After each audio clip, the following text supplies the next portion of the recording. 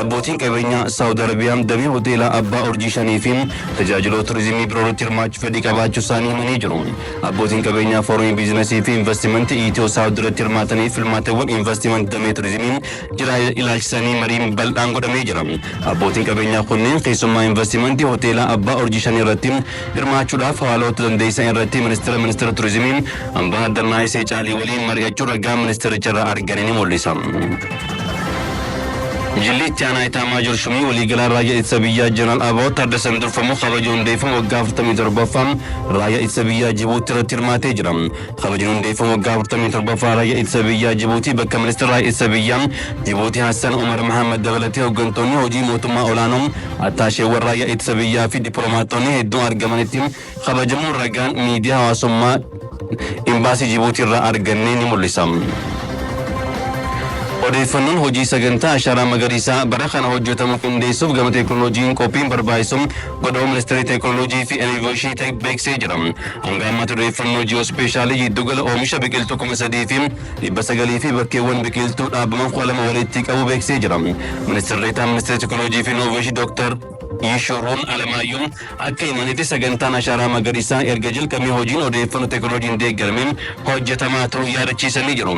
Sadarkaa biyyaatti akkuma sagantaan ashaaraa magariisaa jalqabeen odeeffannoo kallattiin hawaasaaf dhiyeessuuf adeemsa ammayyaa dandeessu hordofaa jiraachuu dubbatanii jiru. Teekinooloojii hojiirra oolaa jiru kun odeeffannoo milkaa'aa karaa fooyyee qabuu fi qulqullina qabuun dhaqqabsiisuuf akka dandeessu waggaan fooyyeensi irratti godhamaa jiraachuu himanii jiru.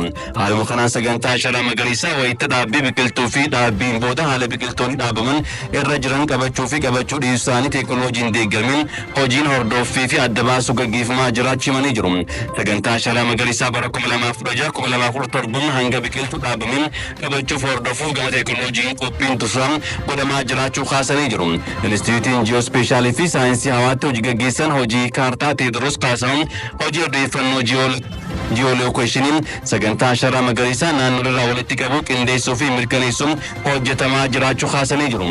Sagantaa ashaaraa magariisaa bara kanaaf hanga ammaatti odeeffannoo ji'oospeeshaalii giddugala oomisha biqiltuun 3,900 fi bakkeewwan biqiltuu dhaabaman 12 walitti qabuu isaanii himaniiti jiru. Dhimma bal'inaan qabannetti haa ta'u dabarru bulchiinsa magaalaa Walattaa dura sagantaa ashaaraa magariisaa bara 2016 milkeessuudhaaf yeroodhaan boolla biqiltuu qopheessaa jiraachuu himamee jira. Bulchiinsa magaalichaatti gana dhufu biqiltuu faayidaa garaagaraa oolan miliyoona 2 ol dhaabuudhaaf karoorfamee hojjetamaa jiraachuu waajjirri qonnaa bulchiinsa magaalaa Walattaa ibse. Gonfaa Baayisaa dabalata qaba. Miidhaa jijjiiramni qilleensaa lubbuu qabeeyyii irraan geessisaa jiru qolachuuf biyyoonni addunyaa tarsimoo garaagaraa bocanii hojjechaa jiru. Itoophiyaanis bara 2011 irraa eegaltee sagantaa ashaaraa magariisaa bocuun biqiloota gosa garaagaraa dhaabaa jirti. Duula sagantaa ashaaraa magariisaa akka biyyaatti labsamee milkeessuu keessatti Oromiyaan gahee leencaa baachaa jirti. Haaluma kanaan bulchiinsa magaalaa Hoolotaatti duula ashaaraa magariisaa bara 2016 milkeessuuf yeroodhaan boolla biqiltuun keessaa dhaabbatu qopheessaa jira. Jiraattonni fi hojjettoonni magaalichaa dubbifne himan. Maqaan koo Iddana Qatakkaalin jedhama. Magaalaa Hoolotaa keessa jiraadha. Kanarra dhufne boolla biqiltuu itti dhaabamu qopheessuudhaaf dhufne. Kanaaf amma keessi keenya danda'e boolla 5 sakstiin dandeera. Kanaaf bu'aa dhalaa waan ta'eef boorbii waan itti guddattu biyya keenya immoo ashaaraa magariisaadhaan iddoo guddaa qabachaa waan jirtuuf isa gumaacha gochuudhaaf ani garaa koorraa hojjedhe sirriitti. Ani maqaan koo Alamuu Walduu kan jedhama.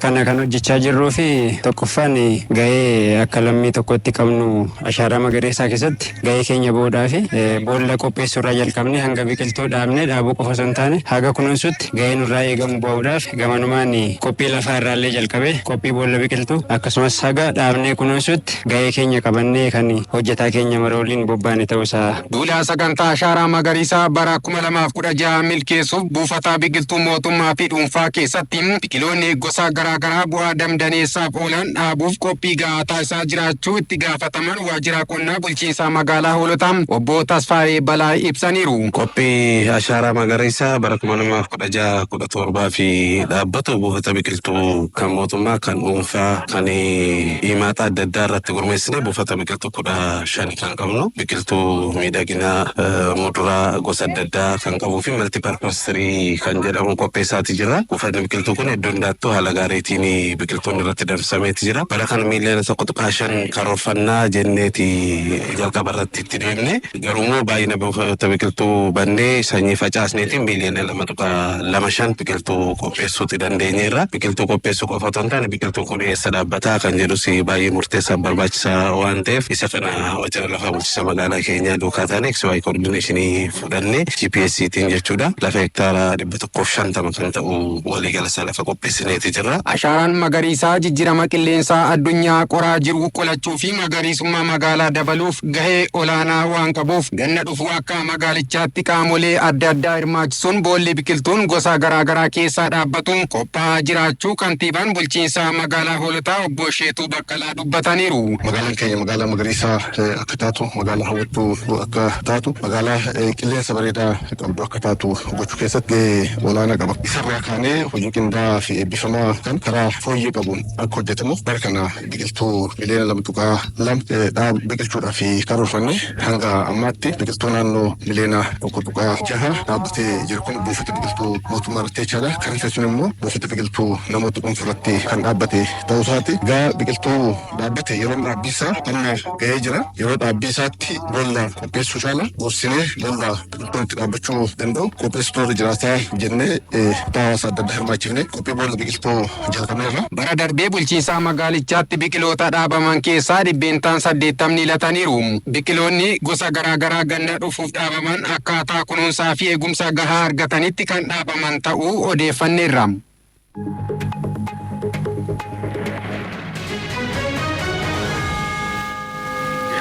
Itoophiyaa fi Siingaappoor marii gamlamee irratti waliigaltee akkasumas ministeera geejjibaa fi loojistiksii fi ministeera geejjibaa fi Siingaappoor jidduutti waliigalteen mallattaa'ee jira.